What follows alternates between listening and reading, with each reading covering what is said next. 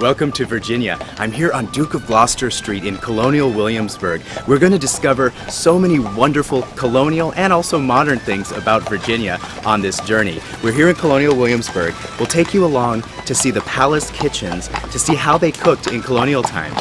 We're also going to go to the Jamestown Settlement to see the fort where the first original English settlers came, as well as Old Yorktown and some great restaurants along the way. So welcome to Virginia.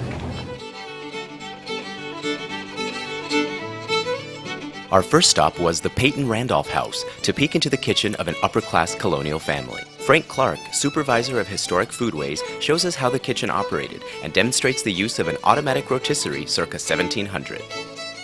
He even baked us an apple pie to welcome us to Virginia. The Governor's Palace was home to the governors of colonial Virginia, including Thomas Jefferson.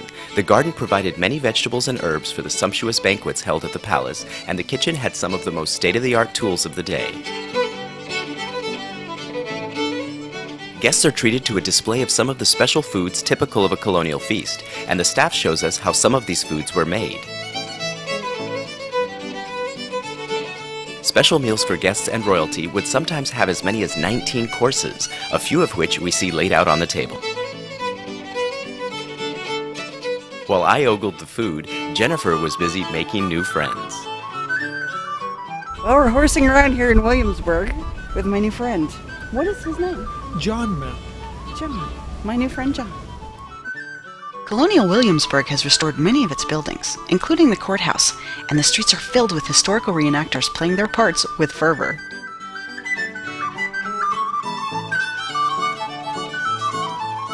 Down the road, we ducked into the old Chickahominy house, famous for its square biscuits. Owner Maxine Williams tells us about the recipe. We don't have any pre-measured. Right, there's no cookie cutter. That's right. The biscuits will vary from day to day depending on who's rolling them as far as the size, and that's what I think makes us unique. We are not one of these proportion places where everything has to be the exact. We know the exact how much it costs. We don't know that. We just want the food to be good, and that's what we strive for.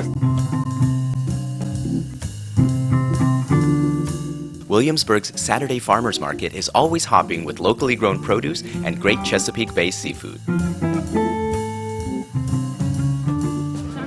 Now here's something very handy I've never seen at a farmer's market. This is a make-your-own salsa kit. So you've got the hot habanero pepper and the tomatoes and all the different colors to make a beautiful salsa. So I think I might have to grab one of these.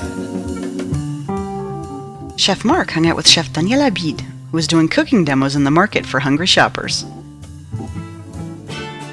Not far from Williamsburg is the Jamestown Settlement, an exact recreation of America's first permanent English settlement and a native Powhatan village. Jennifer got into the spirit and suited up with armor. Kidding aside, we visited with Laura Templin, who showed us how colonists bake bread in a clome oven. We'll have full videos of this and the other sites on the Culinary Media Network. The bread looked and smelled delicious. Our trip wouldn't be complete without visiting some fine dining establishments. I caught up with Chef Daniel Abid from Loyaka Restaurant, who shared some insights as well as some exquisite desserts.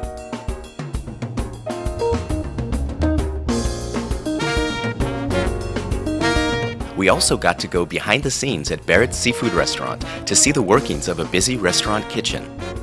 We'll have a special play-by-play episode as we show you what happens when you place an order in a busy restaurant. Thanks for joining us here in Colonial Williamsburg, and follow us as we take our culinary journey down the road.